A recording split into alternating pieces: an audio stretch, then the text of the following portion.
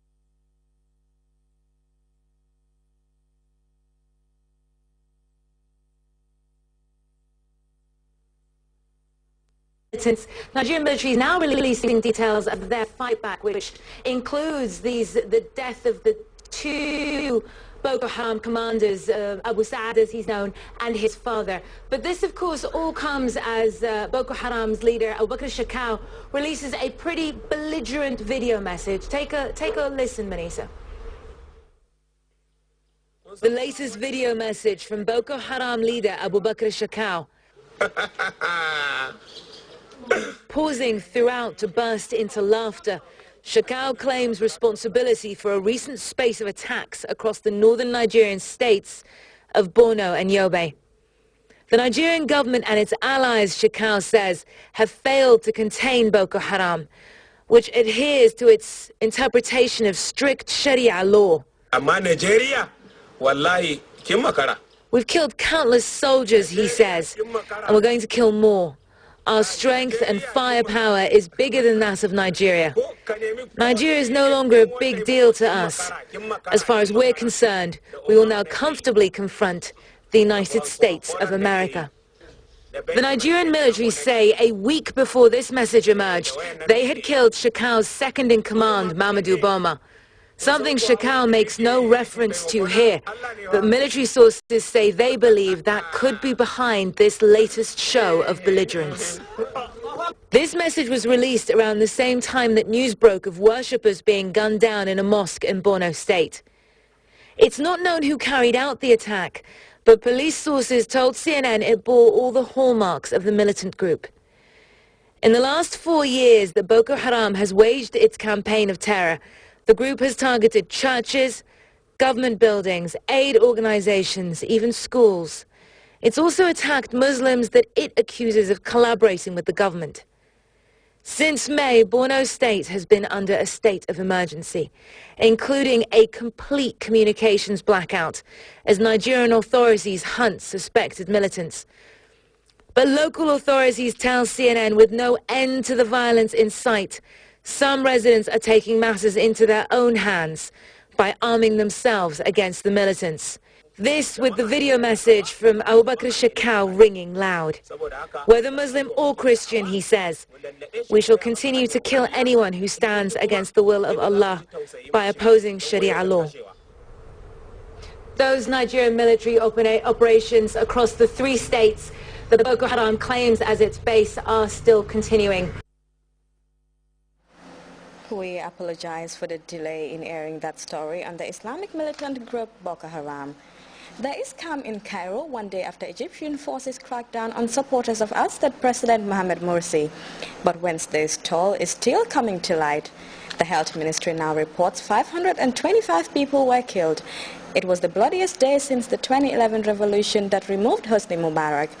A defiant Muslim Brotherhood says the protest will not stop. The two main Morsi camps are now cleared, but now the violence started depends on whom you ask. Reza Saya has more. The anguished cries of outraged and grief-stricken Egyptians. Everywhere you looked, gut-wrenching scenes.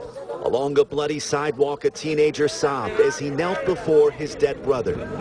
Steps away, a woman cradled the body of her dead husband in the backseat of a car. The bloodshed and despair, the aftermath of one of the deadliest days Egypt has seen in decades. For weeks, Egypt's military-backed interim government had promised to crush this massive 6-week-long sit-in demonstration in support of the ousted President Mohamed Morsi. On Wednesday morning, they delivered with a ferocious crackdown. Authorities claim initially they used tear gas and water cannons to scatter protesters. They say Morsi supporters fired first. They were forced to fire back, they say.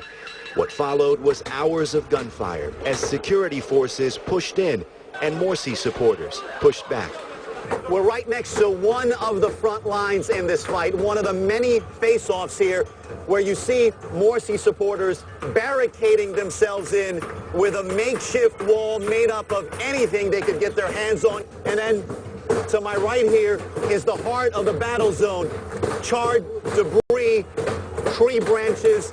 The aim of security forces is to penetrate this entrance, but at least 6 hours into this fight, they seem to be holding strong.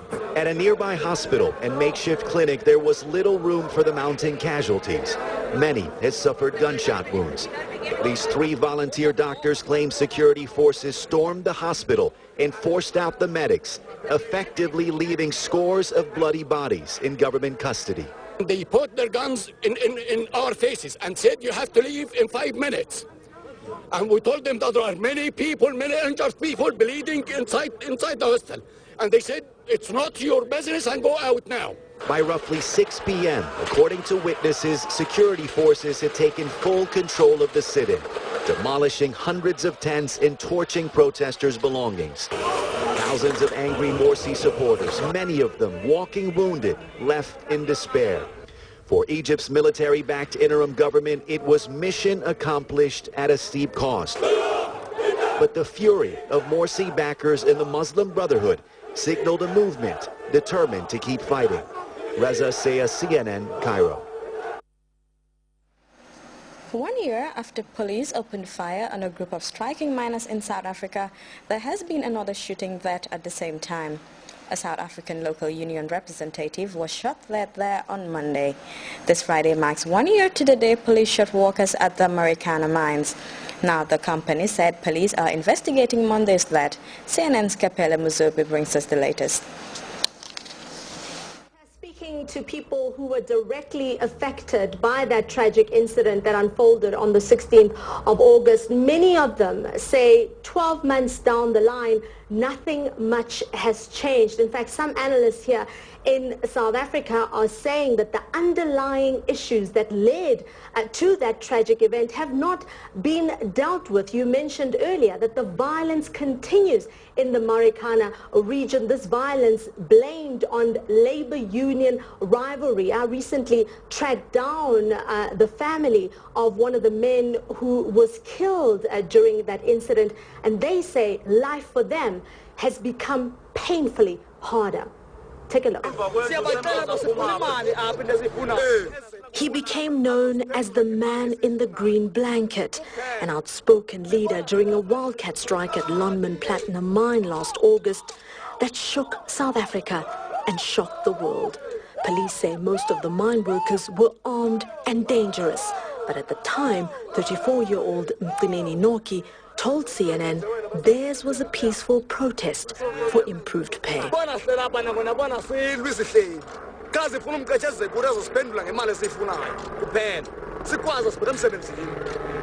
Noki never made it back to work. He and 33 of his colleagues died in a hail of bullets in a clash with police a few hours after that interview. Many say the scene was reminiscent of the dark days of white minority rule known as apartheid. The government set up a commission of inquiry